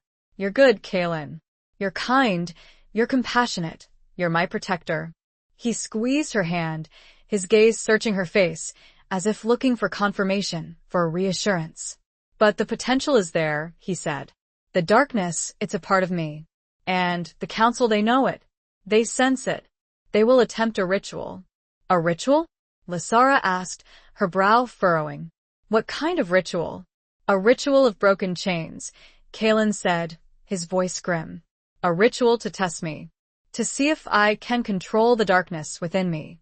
To see if I am worthy of leading the Silvertails, of helping you restore the balance. And if you fail? Lysara asked, her heart filled with dread. Kalen's jaw clenched. If I fail, he said, his voice barely a whisper, they will cast me out. They will banish me. And you will be alone. The chains were metaphorical, but the pain was not. Chapter 15. Echoes of Betrayal and Trust. The weight of Kalen's confession hung heavy in the air, a stark reminder of the precariousness of their situation, the fragility of their alliance. The ritual of broken chains loomed over them like a dark cloud, threatening to shatter their hopes, their dreams, their forbidden love. Lysara looked at Kalen, her heart aching for the burden he carried, the fear he had lived with for so long. She saw the vulnerability in his golden eyes, the pain, the doubt, but she also saw the strength, the determination, the unwavering loyalty that made him the man, the werewolf she had come to love. We'll face it together, she said, her voice firm, her gaze unwavering. Whatever happens, we'll face it together. He squeezed her hand, his touch sending a surge of warmth through her, a silent acknowledgement of their bond, a promise of unwavering support. I don't want to lose you, he said, his voice choked with emotion. You're everything to me. Lysara felt tears welling up in her eyes. You won't lose me, she whispered. I'm here. I'm with you. Always. They held each other's gaze, a silent exchange of vows, a reaffirmation of their love, a defiant stand against the forces that threatened to tear them apart. But the reality of their situation soon intruded, the need to prepare for the journey ahead, for the challenges they would face at the Council of the Shifting Sands. We need to go, Kalen said, his voice regaining its composure, his focus shifting back to the task at hand. We need to reach the council before it's too late. They gathered their belongings, the silence between them no longer uncomfortable, but filled with a shared understanding, a mutual determination. They were two souls, bound together by fate, by love, by a shared destiny. As they set off, walking deeper into the forest, Lysara's mind drifted back to the Guardian's words, to the revelation that she was the heir, the descendant of Alara, the one who had the power to restore the balance. But she also remembered Kalen's words, the darker side of the Silvertails' history, the wildness that still lurked beneath the surface. Kalen, she said softly, breaking the silence. That ritual, the ritual of broken chains, what does it entail? Kalen hesitated, his jaw clenching, his gaze avoiding hers. He was reluctant to share the details, to expose the full extent of the darkness that he feared. It's a test, he said, his voice evasive. A test of control. A test of will. But what do? Lysara pressed, her voice filled with concern. How do they test you? Kalen sighed, running a hand through his dark hair. They push you, he said. They push you to your limits. They try to break you. He stopped walking, turning to face her, his golden eyes filled with a mixture of apprehension and shame. They use magic, he said, his voice barely a whisper. Ancient magic. Magic that can tap into your deepest fears, your darkest desires, your hidden weaknesses. Lysara felt a chill run through her. She understood now. The ritual wasn't just a physical test, it was a psychological one, a spiritual one. It was designed to expose the darkest parts of Kalen's soul, to see if he could withstand the temptation, to see if he could control the beast within. They'll try to make you shift, she said, her voice trembling. They'll try to make you lose control. Kalen nodded, his gaze meeting hers. They will, he said. And if I lose control, I could hurt someone. I could hurt you. The thought sent a wave of terror through Lysara. She had seen Kalen's wolf form. She had felt the power, the wildness, the raw, untamed energy that emanated from him. She knew that if he lost control, he could be dangerous, even to her. But she also trusted him. She believed in him. She loved him. You won't, she said, her voice firm, her gaze unwavering. You won't lose control. You're stronger than you think. You're your Kalen. He smiled, a small, sad smile that made her heart ache. Thank you, he said, for believing in me, even when I don't believe in myself. He reached out and took her hand, his touch sending a familiar jolt of warmth through her. We need to keep moving, he said. The council awaits. They continued their journey, their steps more determined, their bond strengthened by the shared secret, by the mutual trust, by the unwavering love that defied the odds, that transcended the boundaries of their different worlds. A crow cawed above them, the sound harsh and somehow mocking. Chapter 16. The Howl of a Shattered Heart. The journey to the Council of the Shifting Sands was arduous, both physically and emotionally. They traveled mostly at night, avoiding the main paths, sticking to the shadows, relying on Kalen's heightened senses to guide them through the treacherous terrain. They slept little, ate sparingly, and spoke even less, the weight of their impending trial, the uncertainty of their future, hanging heavy between them. Lysara's ankle, though healing, still throbbed with a dull ache, a constant reminder of her vulnerability, of her reliance on Kalen. She pushed through the pain, determined not to slow him down, not to be a burden.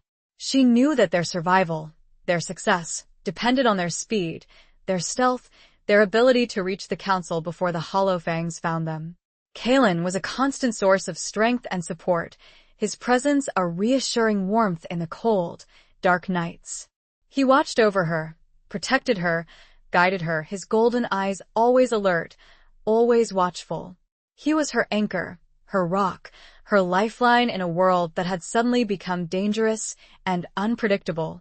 But Lysara also sensed the growing tension within him, the fear that gnawed at him, the doubt that clouded his eyes.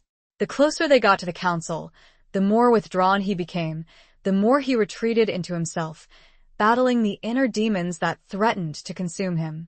She tried to reach out to him, to offer him comfort, to reassure him, but he pushed her away, gently but firmly, his focus solely on the task at hand, on preparing himself for the ritual that awaited him. Finally, after days of relentless travel, they reached their destination. The Council of the Shifting Sands was not a place, but an event, a gathering that took place in a different location each time, chosen for its secrecy, its remoteness, its connection to the ancient energies of the earth. This time, it was being held in a vast, desolate plain, a landscape of shifting dunes, of whispering winds, of stark, haunting beauty. The air was thick with magic, with an almost palpable sense of power, of ancient wisdom, of judgment. As they approached, Lysara saw the gathering. A circle of figures, shrouded in shadows, their faces hidden, their forms indistinct. They were a mix of species, of ages, of genders, united by their connection to the other world, by their opposition to the Hollowfangs, by their shared responsibility to maintain the balance. Kalen stopped, his body tensing, his golden eyes scanning the assembled figures. He knew that they were being watched, judged, assessed. He knew that his fate, their fate, rested in their hands. Stay close, he whispered to Lysara, his voice low and urgent. Trust no one, and be prepared. They walked towards a circle, their steps echoing in the silence, their hearts pounding in unison. As they approached, the figures parted, revealing a space in the center, a space bathed in the ethereal glow of the full moon, which hung high in the sky, casting long, dancing shadows across the sand. A figure stepped forward, a tall, imposing woman with long, silver hair and eyes that glowed with an inner light. She was the leader of the council, the one who would preside over Kalen's trial, the one who would decide his fate. Kalen, she said, her voice resonant, carrying across the plain. You have come before us seeking aid, seeking acceptance. But first, you must prove yourself. You must face the ritual of broken chains. Kalen nodded, his expression grim, his body poised, ready for whatever was to come. I am ready, he said, his voice firm, despite the tremor of fear that ran through him. The leader of the council turned to Lysara, her gaze piercing, assessing. And you, she said, the Rathmore heir. You stand with him? Lysara met her gaze, her own unwavering. I do, she said, her voice clear and strong. The leader nodded, a flicker of approval in her eyes. Then let the ritual begin, she said. The circle closed, surrounding Kalen, isolating him in the center, in the full glare of the moonlight. The air crackled with energy, with anticipation, with dread. Lasara watched, her heart pounding against her ribs, her hands clenched into fists, her gaze fixed on Kalen, her love, her protector, her everything. The chanting began, a low, guttural hum that resonated deep within the earth, that vibrated in the air, that seemed to penetrate Kalen's very soul. He closed his eyes, his body trembling, his muscles tensing, as he fought to maintain control, to resist the forces that were pulling at him, tearing at him, trying to break him. The chanting grew louder, more intense, the air thickening with magic, with the raw, untamed power of the other world. Lasara saw Kalen's face contort in pain, his body shaking violently, his golden eyes flickering, as the beast within him struggled to break free. He cried out, a howl of agony, of despair, of loss. A howl that shattered Lasara's heart, a howl that echoed across the desolate plain, a howl that signaled the beginning of the end. He was losing. Chapter 17. Scars of the Soul Revealed. Kalen's howl was a sound of pure anguish, a primal scream that ripped through the night, echoing across the shifting sands. It was a sound of pain, of loss, of a soul being torn apart. Lasara watched in horror, her heart shattering into a million pieces, as the man she loved succumbed to the forces that were pulling him, tearing him, breaking him. His body began to change, to transform. His bones cracked and shifted, his muscles rippled and bulged, his skin stretched and tore, as the wolf within him clawed its way to the surface. His golden eyes turned a feral red, his teeth elongated into sharp fangs, his hands and feet twisted into claws. He was no longer Kalen, the man she loved, the protector, the confidant. He was the beast, a creature of pure instinct, of raw power, of untamed rage. The chanting of the council continued, relentless, driving, fueling the transformation, pushing Kalen further and further into the darkness. They were testing him, pushing him to his limits, seeing if he could control the beast, if he could resist the temptation, if he was worthy. But he wasn't. He was losing. He was breaking. Lasara couldn't stand it anymore. She couldn't just stand there and watch him suffer, watch him be torn apart. She had to do something, anything, to help him, to save him. Ignoring the warnings, ignoring the dangers, ignoring the fear that clawed at her, she ran towards the circle, towards Kalen, her voice screaming his name. Kalen, she cried, her voice desperate, pleading. Fight it. Don't let it win. Remember me. Remember us. The members of the council turned to her, their faces filled with a mixture of shock and disapproval. They tried to stop her, to hold her back, but she pushed past them, her determination unwavering, her love for Kalen giving her a strength she hadn't known she possessed. She reached the edge of the circle, her gaze locking onto Kalen's, or rather, the beast's feral red eyes. For a moment, she saw a flicker of recognition, a flicker of the man she loved, trapped within the monstrous form. Kalen, she pleaded, tears streaming down her face. Please, come back to me. I love you. The beast snarled, its jaws snapping, its claws extended, ready to strike. It lunged towards her, a terrifying blur of fur and teeth and claws. Lasara closed her eyes, bracing herself for the impact, for the pain, for the end. But it never came. She felt a rush of air, a powerful force that knocked her to the ground, but it wasn't the beast. It was something else. She opened her eyes, her vision blurred, her head spinning. She saw Kalen, still in his wolf form, but standing between her and the council, protecting her, shielding her from their judgment, from their magic. He had shifted, yes, but he hadn't lost control. Not completely. He was still Kalen. Somewhere deep inside. The members of the council were stunned, their chanting faltering, their expressions a mixture of disbelief and fear. They had pushed him to the brink, they had tried to break him, but they had failed. He had resisted. He had chosen love over rage, connection over isolation, humanity over bestiality. The leader of the council stepped forward, her silver hair shimmering in the moonlight, her eyes filled with a grudging respect. "You have surprised us, Kaelin," she said, her voice resonant. "You have shown strength. You have shown control. But you have also failed." Lysara's heart sank. She had hoped, she had prayed, that Kaelin's act of protection, his resistance to the darkness, would be enough. But it wasn't. "You shifted," the leader continued. "You succumbed to the beast. You are not worthy." Kaelin the beast lowered his head, a low growl rumbling in his chest, a sound of defeat, of despair, of acceptance. "But," the leader continued, her voice softening slightly, "you have also shown love. You have shown loyalty. You have shown a connection to the Rathmore air, a connection that is stronger than we anticipated." She turned to Lysara, her gaze piercing, assessing. "The pact," she said. "It is not broken. It is weakened. But it can be restored. And you, Lysara Rathmore, are the key." Lysara felt a surge of hope, a flicker of light in the darkness. Kaelin may have failed the ritual, but they hadn't failed completely. There was still a chance. "What do I need to do?" she asked, her voice firm, her gaze unwavering. The leader smiled, a small, enigmatic smile that hinted at the challenges, the trials, the sacrifices that still lay ahead. She gazed at Kaelin, then to Lysara. "You must journey to the Hollowfang," she said. "You must confront the source of the darkness. You must reclaim what was lost." The words echoed through the sand. Chapter 18. The Dance of Destiny and Despair.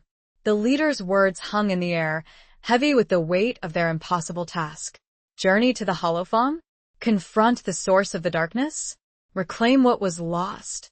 It sounded like a suicide mission, a desperate gamble with stakes that were higher than Lysara could even comprehend. She looked at Kaelin, still in his wolf form, his head lowered, his body trembling with exhaustion and the lingering effects of the transformation. He was defeated, broken, his spirit crushed by the council's judgment. But he was also alive. And he was still Kaelin. She knelt beside him, reaching out to touch his fur, her hand trembling.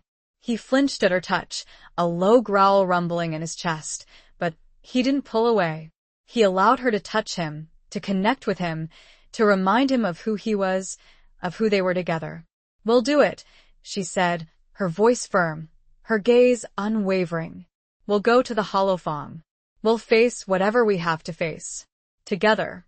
Kaelin the beast lifted his head, his feral red eyes meeting hers. For a moment, she saw a flicker of recognition, a flicker of the man she loved, trapped within the monstrous form. He nudged her hand with his snout, a silent acknowledgement of her words, a silent acceptance of their shared destiny. The members of the council watched them, their expressions unreadable, their silence filled with a mixture of judgment and perhaps a sliver of hope. They had tested Kaelin, and he had failed. But they had also witnessed the strength of their bond, the power of their love, the unwavering loyalty that connected them. The leader stepped forward, her silver hair shimmering in the moonlight. "The journey will be perilous," she said. "The Hollowfangs are strong, their defenses impenetrable. You will face dangers you cannot even imagine." She paused, her gaze sweeping over both of them. "But you are not alone," she continued. "We will provide you with what aid we can. Guidance, knowledge, protection of a sort." She gestured to one of the figures in the circle, a tall, slender man with eyes that glowed with an eerie, green light. "He will accompany you," she said. "He is a tracker, a seeker.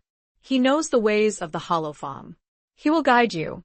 The man stepped forward, his movements silent and fluid, like a shadow.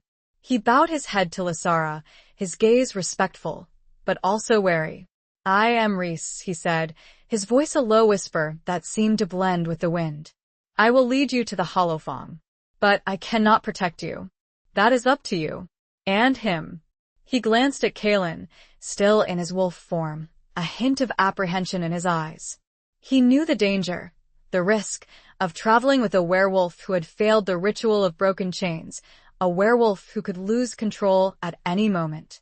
Lasara nodded, accepting his words, accepting the risks, accepting the burden of their impossible task.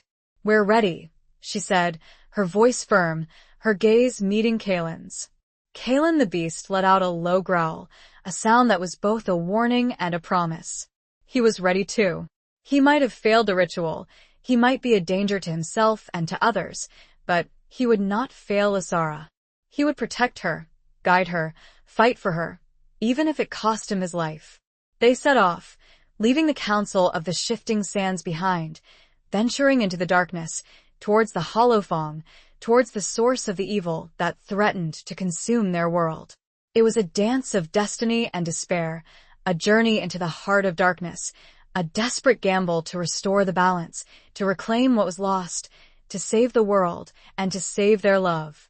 The wind picked up, and the sand began to shift under them. Chapter 19. A dawn of blood and sacrifice. The journey to the Hollowfang was a descent into a nightmare. The landscape grew increasingly desolate, the air thick with a palpable sense of dread, the silence broken only by the crunch of their footsteps on the barren ground and the occasional, guttural growl from Kalen, still trapped in his wolf form. Reese, the tracker, led the way, his movements silent and fluid, his senses on high alert, constantly scanning the surroundings for any sign of danger. He spoke little, his words terse and cryptic, offering only the bare minimum of guidance, of information. He was a creature of the shadows, a being of the other world, and Lasara found it difficult to trust him, to connect with him. But she had no choice. He was their only guide, their only hope of reaching the Hollowfang, of completing their impossible task. Kalen, in his wolf form, was a constant source of both comfort and anxiety. He stayed close to Lasara, his body a shield against any potential threat, his feral red eyes constantly searching, watching, protecting. He was her guardian, her protector, but he was also a danger, a constant reminder of the beast that lurked within him, the beast that could break free at any moment. She tried to communicate with him, to reach the man she loved trapped within the monstrous form. She spoke to him softly, calling him by name, reminding him of their love, of their shared destiny. Sometimes, she saw a flicker of recognition in his eyes, a hint of the human that still remained, but most of the time, he was just the wolf. As they neared the Hollowfang, the landscape became even more terrifying. Twisted, gnarled trees clawed at the sky, their branches skeletal and bare. The ground was littered with bones, the remains of past victims, a grim reminder of the Hollowfangs' cruelty, of their insatiable hunger. The air was thick with the stench of death, of decay, of evil. Finally, they reached their destination. The Hollowfang. It wasn't a castle, a fortress, a building of any kind. It was a place. A desolate, windswept canyon, its walls carved with ancient symbols, its floor a swirling vortex of shadows, of darkness. It was a place where the veil between worlds was thin, a place where the power of the other world seeped into the human realm, a place of pure evil. Reese stopped at the edge of the canyon, his body tensing, his eyes filled with a mixture of apprehension and resignation. "This is it," he said, his voice a low whisper. "The Hollowfang, the source of their power, the place where the pact was broken." He turned to Lasara, his gaze intense. "You must go in alone," he said. "You must confront the darkness. You must reclaim what was lost." Lasara felt a surge of fear, a wave of terror that threatened to overwhelm her. She was just Lasara, a woman, a widow, a librarian. She wasn't a warrior, a sorceress, a heroine. How could she possibly face the darkness, the evil, that lurked within the Hollowfang? But she knew she had to. She had come this far. She had made a promise. She had a destiny to fulfill. She looked at Kalen, still in his wolf form, his feral red eyes watching her, waiting for her. She reached out and touched his fur, drawing strength from his presence, from his unwavering loyalty, from his love. "I'll be back," she said, her voice trembling, but firm. "I promise." She took a deep breath, steeling herself, and stepped into the canyon, into the swirling vortex of shadows, into the heart of darkness. As she descended, the air grew colder, the silence deeper, the sense of dread more intense. She felt the darkness pulling at her, whispering to her, tempting her, trying to consume her. She felt the presence of the Hollowfangs, their hatred, their hunger, their power. She reached the bottom of the canyon, her heart pounding against her ribs, her body trembling with fear. She stood in the center of the swirling vortex, the shadows dancing around her, the darkness closing in. And then she saw it, a small, silver locket, lying on the ground, its surface gleaming in the faint, ethereal light that filtered through the canyon walls. It was the same locket she always wore, the locket that contained Thomas's portrait, the locket that had been a gift from him, a symbol of their love. But this locket was different. It was older, more ornate, its surface etched with ancient symbols, the same symbols that were carved on the canyon walls. It was the original locket, the locket that had belonged to Alara, her ancestor, the sorceress who had cursed the Hollowfangs. The locket that held the key to the pact. Lasara reached out and picked up the locket, her fingers trembling.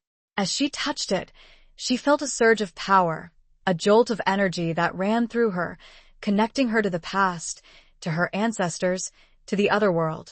She opened the locket, and a blinding light erupted, filling the canyon, pushing back the shadows, banishing the darkness. She saw a vision, a glimpse of the past, of Alara, of the Silvertails, of the Hollowfangs, of the pact that had been made, and the betrayal that had broken it. She understood now. She understood the truth, the full extent of the Hollowfangs' evil, the full extent of her own power, the full extent of her destiny. She closed the locket, the light fading, the vision disappearing. She stood there, in the center of the canyon, no longer afraid, no longer uncertain. She was Lasara Rathmore, the descendant of Alara, the heir to the pact, the one who would restore the balance, the one who would save the world. But then, she heard the growl. She felt the earth rumble. Kaelin had broken free. Chapter 20. The final confrontation of hearts. The growl echoed through the canyon, a sound of pure rage, of untamed fury, of a beast unleashed. Lasara knew, instantly, that Kaelin had lost control.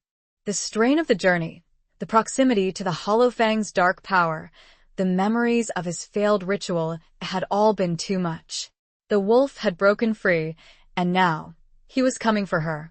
She turned, her heart pounding against her ribs, her gaze locking onto the monstrous form that emerged from the shadows, its feral red eyes burning with a primal hunger, its jaws snapping, its claws extended. It was Kaelin, but it wasn't. It was the beast, the darkness, the wildness that he had fought so hard to contain. "Kaelin!" she cried, her voice desperate, pleading. "It's me, Lasara. Don't you recognize me?" The beast didn't respond. It didn't recognize her. It saw only prey, only an obstacle, only something to be destroyed. It lunged towards her, its movements swift and deadly. Lasara dodged, barely avoiding its claws, her heart racing, her mind screaming at her to run, to escape, but she couldn't. She wouldn't. She wouldn't abandon Kaelin. Not even now, not even when he was lost to the darkness. She had to reach him, to remind him of who he was, of who they were together. She had to bring him back. She held up the locket, Alara's locket, the symbol of the pact, the source of her power. "Kaelin," she cried again, "look at me. Remember our love. Remember your promise."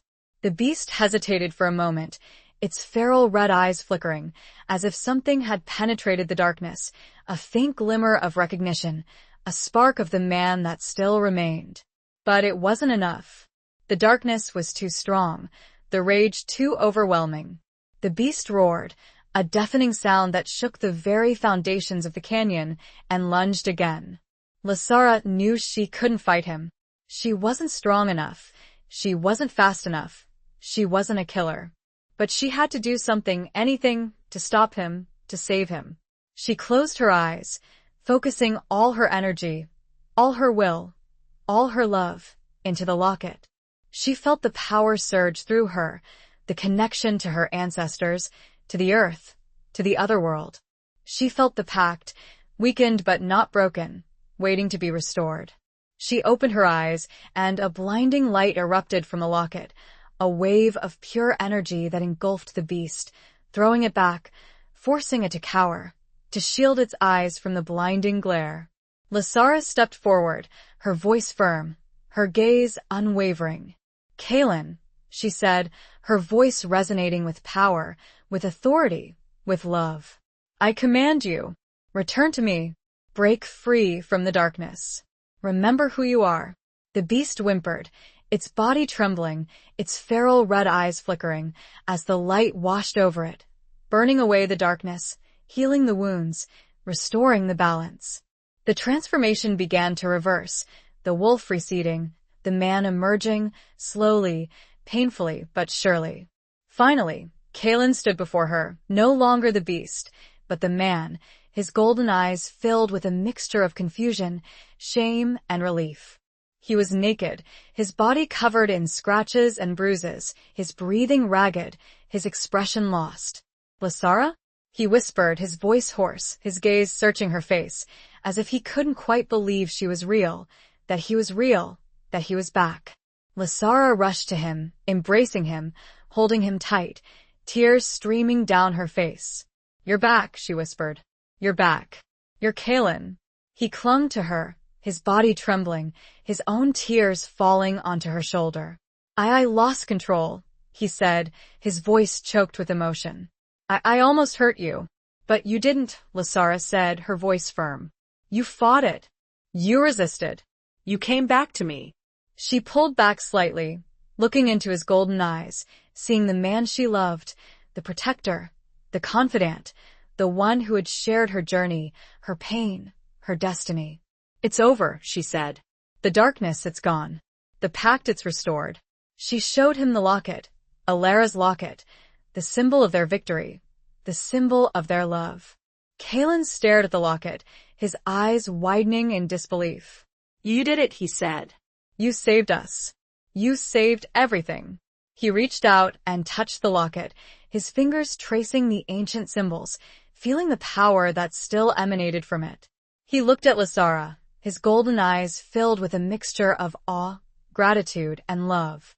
A love that was no longer forbidden, a love that had been tested, tried, and ultimately triumphant.